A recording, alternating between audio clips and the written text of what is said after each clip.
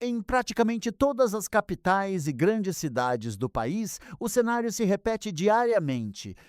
Terminais que antes fervilhavam de passageiros hoje registram plataformas vazias fora dos horários de pico, enquanto as grandes avenidas permanecem estranguladas por filas intermináveis de carros particulares e motos. O transporte público urbano, que por mais de 5 décadas funcionou como a principal engrenagem de integração social e produtividade das metrópoles brasileiras, vive hoje o seu momento mais crítico. O que estamos testemunhando não é uma oscilação temporária de mercado, mas sim um colapso estrutural silencioso. Ao longo dos últimos 10 anos, quase metade dos passageiros regulares simplesmente abandonou os ônibus urbanos. O serviço que, historicamente, garantiu a ponte entre a periferia, o trabalho e o estudo, tornou-se sinônimo de atraso, desconforto, insegurança e tarifas financeiramente pesadas. Para compreender a gravidade desse cenário, é fundamental olhar para trás e entender como o modelo de mobilidade das cidades brasileiras foi desenhado, por que ele entrou em colapso e quais são as consequências de uma sociedade travada no trânsito. A herança rodoviarista e a falha estrutural. Historicamente, o Brasil optou por priorizar a malha rodoviária em detrimento do transporte sobre trilhos, como trens metropolitanos, metrôs e bondes. Com a rápida urbanização na segunda metade do século XX, o ônibus assumiu o protagonismo absoluto dos deslocamentos.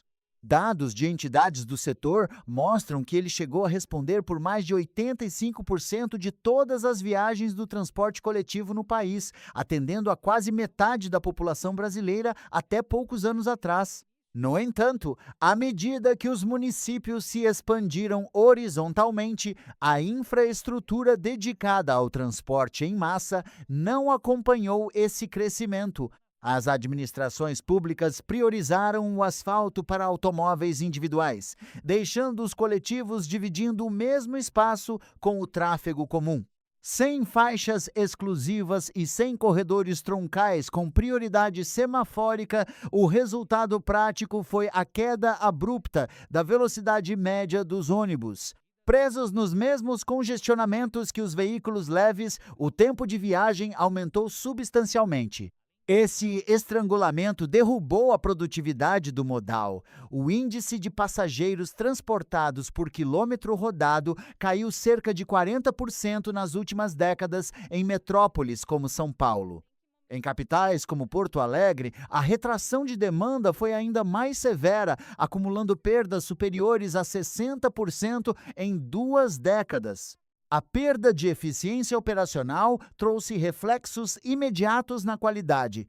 Sem faturamento suficiente para renovar as frotas, a idade média dos veículos em circulação atingiu patamares históricos acima de 6 anos, elevando despesas com manutenção mecânica corretiva, aumentando o número de quebras nas ruas e degradando o conforto acústico e térmico oferecido aos passageiros. A armadilha da catraca e a espiral tarifária. A raiz econômica dessa crise reside no próprio modelo de sustentação do sistema. Historicamente, o transporte coletivo no Brasil foi estruturado sob o conceito de autofinanciamento. Quase 100% dos custos da operação recaem diretamente sobre a tarifa paga pelo usuário na catraca. Esse arranjo criou uma armadilha econômica, conhecida pelos especialistas como a espiral da tarifa. Em primeiro lugar, os custos de operação que envolvem combustível, peças de reposição e folha de pagamento de motoristas e mecânicos sobem continuamente, muitas vezes acima da inflação média oficial. Como não há fontes de subsídio fiscal estáveis para amortecer esses aumentos, as prefeituras repassam o custo, elevando o preço da passagem. A tarifa mais cara afasta imediatamente o usuário de menor renda, que passa a caminhar trajetos longos, buscar alternativas informais ou reduzir viagens não essenciais. Com menos passageiros pagando a tarifa, a arrecadação das operadoras cai. Para fechar a conta, as concessionárias reduzem a quantidade de viagens e recolhem ônibus para a garagem. A diminuição da frota aumenta o tempo de espera nos pontos e lota ainda mais os veículos restantes, piorando o serviço e expulsando novos usuários, reiniciando o ciclo destrutivo.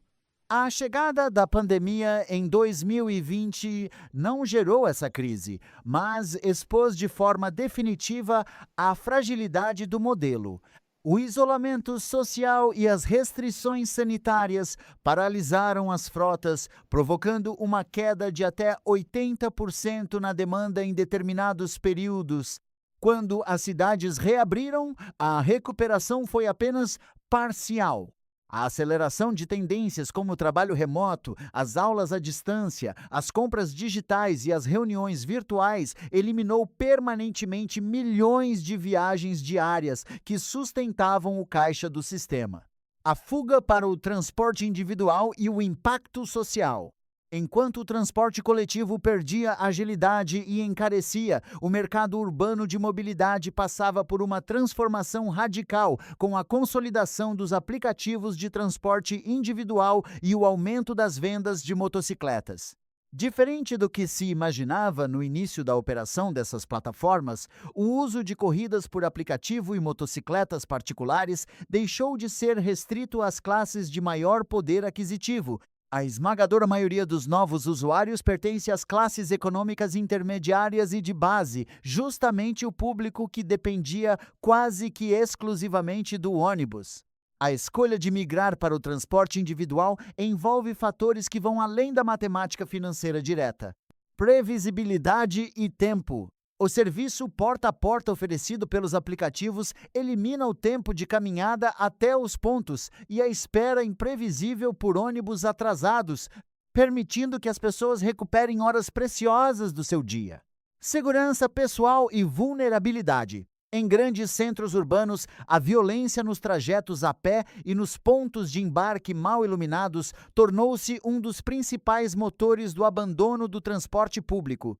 Pesquisas nacionais indicam que a grande maioria das mulheres teme sofrer assédio, importunação ou roubos nos seus trajetos diários, levando muitas delas a pagar mais caro por transporte privado ou a utilizar motocicletas apenas para evitar os riscos dos pontos de ônibus à noite. A consequência social desse fenômeno é profunda. As famílias que mais precisam de mobilidade para acessar oportunidades de trabalho, hospitais, faculdades e lazer são as que mais sofrem com a perda de linhas periféricas e o encarecimento da locomoção diária, gerando um isolamento urbano involuntário. Desafios de governança, tarifa zero e o marco legal. Para tentar estancar o sangramento de passageiros e evitar o colapso total das empresas operadoras, diversos municípios brasileiros passaram a adotar estratégias emergenciais de sobrevivência financeira. O número de cidades que subsidiam o sistema com recursos próprios do orçamento municipal cresceu expressivamente nos últimos anos. Dezenas de municípios de pequeno e médio porte deram um passo além e implementaram programas de tarifa zero total, bancando integralmente os custos da frota por meio de impostos gerais para reaquecer o comércio local e garantir o direito de circulação aos cidadãos. No entanto, especialistas alertam que a gratuidade não pode ser tratada de forma simplista. Sem fontes tributárias bem desenhadas e sem fiscalização rigorosa dos contratos, o subsídio corre o risco de virar apenas uma garantia de faturamento para empresas sem a devida contrapartida de melhoria na pontualidade, na limpeza e no conforto da frota.